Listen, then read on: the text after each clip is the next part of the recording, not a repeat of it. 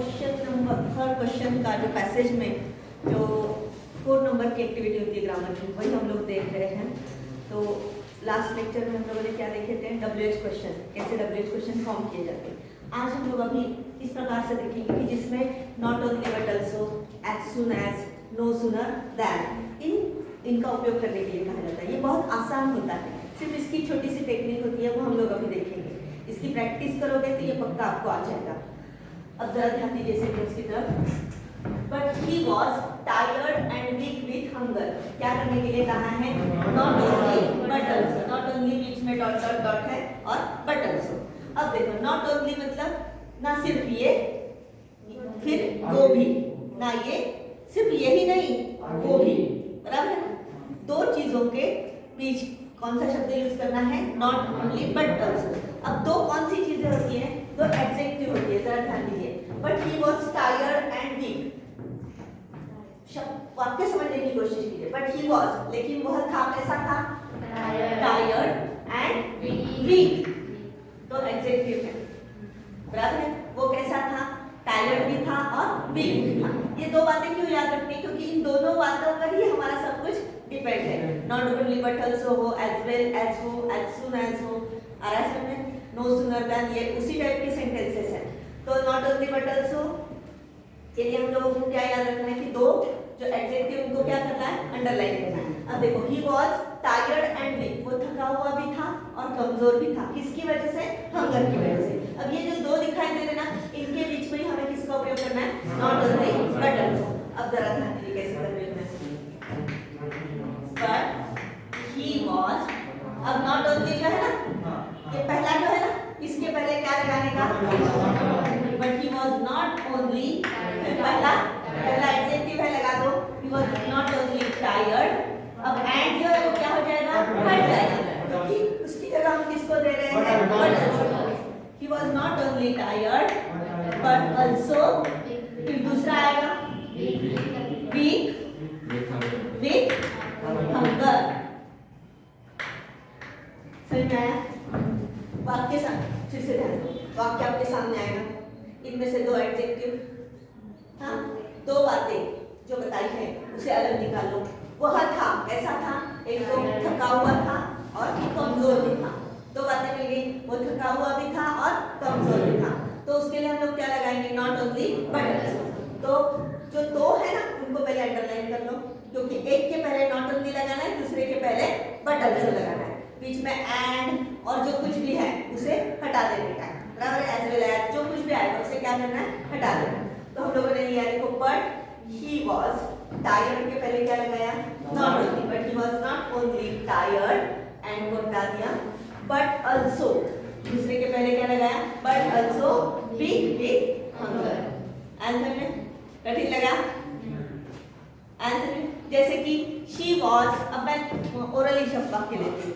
She was clever and beautiful. क्या करोगे? Not only, she was not only clever but also beautiful, बराबर है? The classroom is big and spacious. The classroom is not only big but also spacious, बराबर है? कैसे जा रहा है? समझ में आ रहा है? नेक्स्ट है the use of simple and short sentences add to the simplicity of the work. इसको भी क्या करना है? Not only but also. अब इसमें the use of simple and short sentences क्या है? दो कौन से हैं? वाक्य कैसे हैं? सामान्य और छोटे। ये दो बातें हैं। Adds to the simplicity of the work. समझ में आता है? दो बातें तो ढूंढनी आएगी ना? दो बातें ढूंढनी आई तो फिर आपका कठिन नहीं जाएगा। हाँ, दो बातें ढूंढनी आई। अब इसको हम क्या करेंगे? देखो, the use of, ये पहला है, ये दूसरा है। पहले के पहले क्या लगेगा? not only, simple, and क्या हो जाएगा? कट जाएगा। उसकी जगह क्या लेगा? but also short sentences add to the simplicity of the work. Answer में क्या किया? सेंटेंस में क्या किया हम लोगों ने? फिर से दो एडजेक्टिव ढूंढ निकाले, विशेषण, बराबर है? विशेषण ढूंढ निकाले। सिंपल और शॉर्ट ये दो विशेषण है ना, उसे ढूंढ निकाला। पहले विशेषण से पहले क्या लगाया? Not only. दूसरे से पहले बट आल्सो। बीच को जोड़ने वाला एक कुछ ना कुछ तो होता है, उसे क्या कर दिया? हटा दिया। आंसर में हो गया अपना ये तैयार।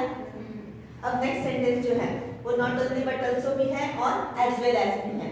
तो अब देखो, world heritage sites can be combination of both cultural and natural areas. किस में अंडरलाइन होगी? वेरी गुड, आया देखो, कल्चरल एंड नेचुरल। तो आगे हाँ, अब इसको लिखते हैं world heritage sites can be combination of.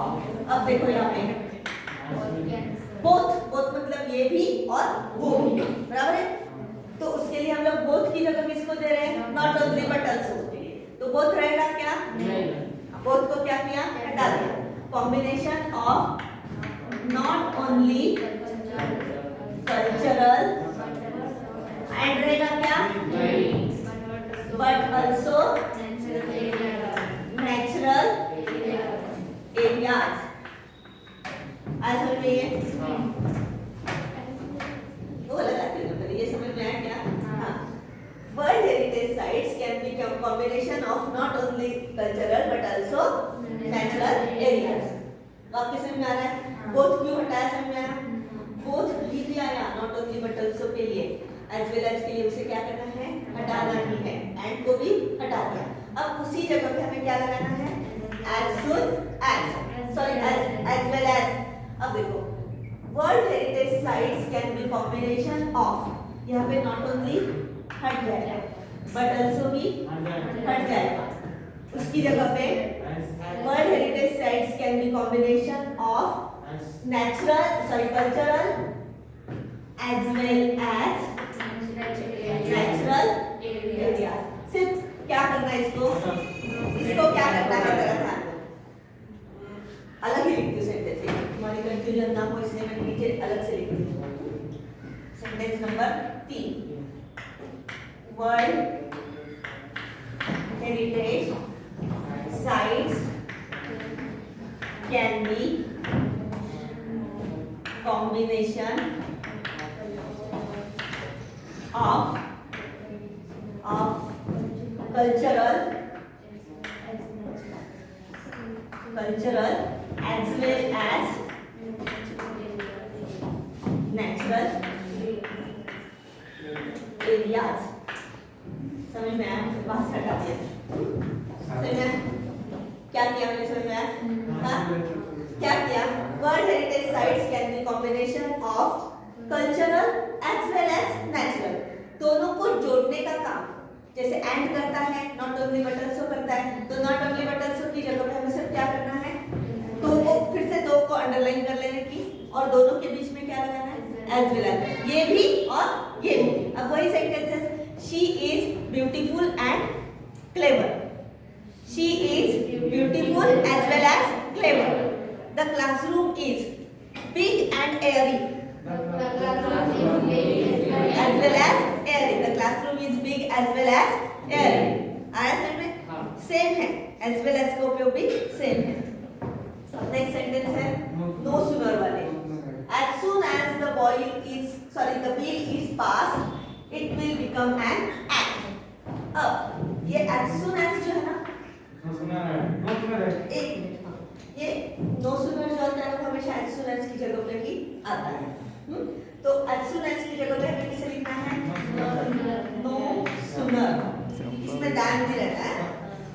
अब इसमें क्या करने का है? जरा सिंपल सी टेक्निक बताती हूँ। as soon as the bill is passed, इसमें दो वाक्य होते हैं।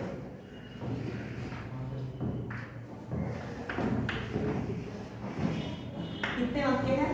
दो। जैसे इसमें दो एडजेक्टिव थे, इसमें क्या है? दो वाक्य है, मेन क्लॉज और सबऑर्डिनेट क्लॉज रहता है। हाँ, इसमें क्या होता है? मुख्य वाक्य और सबऑर्डिनेट क्लॉज मतलब उस पर डिपेंड वाक्य। वो आगे मैं जो पढ़ाने वाली थोड़ा सा उसमें डिटेल्स में समझाऊंगी। मुख्य वाक्य होता है जैसे ही बिल पास हो जाएगा ये एक्ट बन जाएगा, उसका कायदा बन जाता है। ये दोनों वाक्य होते हैं। इन दोनों वाक्यों को जोड़ने का काम जो होता है एक तो as soon as करता है या फिर no sooner than करता है, बराबर है। no sooner as soon as मतलब जैसे कि और no sooner than का मतलब भी क्या होता है, जैसे कि जैसे ये हो जाएगा वैसे ये हो जाएगा, ये स्टेप का होता है। अब देखो no sooner लगाया, फिर उसके बाद हमें किसकी तरफ देखना है, टू बी के रूप की तरफ। ये टेक्निकल याद रखो, ये थोड़ा सा अलग है, नॉट ओनली बट जो बहुत आसान था इसको थोड़ा सा टेक्निकल याद रखना है कि नो सूनर के बाद हमें क्या लगाना है, एक तो डू, डज, डिड और ये पास्ट टेंस रहेगा यार। अब ये कब लगाना है, जब वाक्य में टू बी का रूप नहीं होता है, वाक्य में टू बी का रूप ऑलरेडी है, टू बी का रूप है ना, टू बी का रूप दिखाई दे रहा है, तो नो सूनर के बाद तुरंत क्या आना चाहिए, टू बी का रूप रहेगा यार। क्या करना है, नो सूनर के बाद तुरंत टू बी का रूप या फिर डू, डज या फिर डिड, इनमें से कुछ तो भी एक आता है। ये कब आता है याद है ना, टू बी का रूप नहीं होगा और वाक्य प्रेजेंट टेंस में होगा तो बहुवचन के लिए डू आएगा, और वाक्य प्रेजेंट टेंस में होते हुए भी ही, शी, इट करता है तो क्या रहेगा, डज। और उसके बाद डिड कब लगेगा, पास्ट में, क्रिया पास्ट टेंस में क्रिया की तरफ जाते हैं, क्रिया पास्ट में तो डिड लगा दो, ओके। अब नो सूनर इज वाक्य का कर्ता कौन है, the bell, no sooner is the bell past, फिर दोनों को जोड़ने के लिए दैन लगाते हैं, दैन, बाकी का सेंटेंस वैसा ही, it will become an act. कैसे क्या समझ में आया, हम लोग ध्यान दें यहाँ पे, नो सूनर लगाया पहले, एज सून एज की जगह किसने ली, नो सूनर। फिर वाक्य की तरफ जाओ, वाक्य में टू बी का रूप है क्या, है, टू बी का रूप है तो उसको सीधा नो सूनर के बाद ले लो, नो सूनर के बाद टू बी का रूप ले लो, बराबर। फिर वाक्य का कर्ता कौन है, सब्जेक्ट, द बी जो है उसको ले लो और फिर क्रिया आ जाएगी, बराबर। No sooner is the bell past, फिर दोनों को जोड़ने के लिए नो सूनर के बाद कौन आता है, दैन आता है, इसलिए इसको किसने जोड़ा, दैन। फिर दूसरा वाक्य जो हो वैसा के वैसा ही, दूसरे वाक्य में कोई मेहनत नहीं है, पहले वाक्य में मेहनत है। पहले वाक्य में क्या क्या याद रखने का है, नो सूनर लगाने का पहले, फिर टू बी का रूप लगाने का, फिर वाक्य का कर्ता लगाने का और फिर क्रिया लगाने। आंसर है, अगर टू बी का रूप वाक्य में नहीं है तो क्या लगेगा, टू, डज, डिड, इन तीनों में से कोई एक लगेगा। कैसे लगेगा, जब अगर क्रिया जो है वो वर्तमान काल में है यानी प्रेजेंट टेंस में है तो डू या फिर डज लगेगा। डू कब लगेगा, आई, वी, यू, दे, ये वाक्य के क्या है, करता है, इनके बाद क्या लगेगा, डू। और डज कब लगेगा, ही, शी, इट, ये वाक्य के एक वचनी करता है इसलिए क्या लगेगा, डज लगेगा। कब, वर्तमान काल में, वर्तमान काल में वाक्य की क्रिया वर्तमान काल में है तो।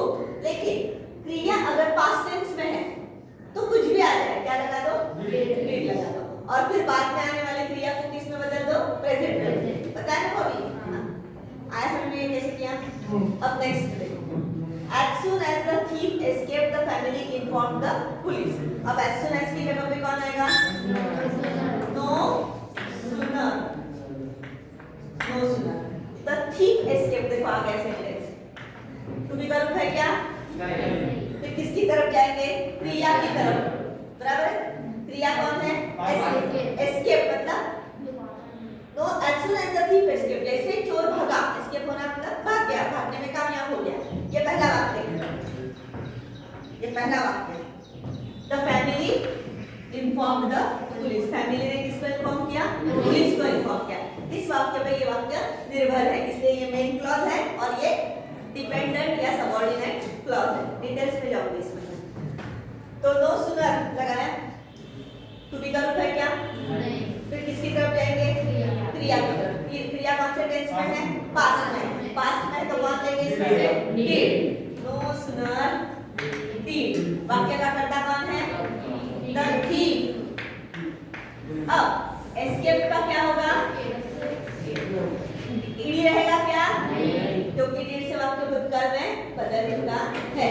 No sooner did the thief escape than, छोड़ने के लिए क्या लिया, देन द फैमिली, बाकी का सेंटेंस वैसा ही। ओके, ऐसे में ये कैसे कैसे में है, देखो पहले दो वाक्य जोड़ लिए। As soon as the thief escape, ये पहला वाक्य, उस पे डिपेंड क्या क्लॉज है, the family informed the police, ये डिपेंड क्लॉज है। हाँ, ये दोनों को तोड़ लिया। फिर एज सून एज की जगह किसको दे दी, नो सूनर को दे दी। फिर टू बी का रूप लगाना है, टू बी का रूप है क्या यहाँ पे, नहीं है, इसलिए किसकी तरफ जाएंगे, क्रिया की तरफ। क्रिया कौन से टेंस में है, पास्ट टेंस में। क्रिया पास्ट टेंस है तो क्या लगेगा यहाँ पे, डिड लगेगा, इसलिए यहाँ पे क्या लगाया, डिड। नो सूनर डिड, फिर वाक्य का कौन ले लो, कर्ता।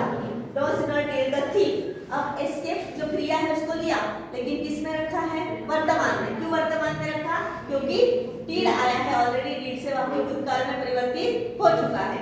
डिड द थीफ एस्केप, फिर जोड़ने के लिए क्या ले लो, नो सूनर का देन, देन, और बाकी का वाक्य वैसा के वैसे। आंसर में अब लास्ट सेंटेंस नहीं हो गया, ये बाकी का सब समझ में आया आपका, एनी डिफिकल्टी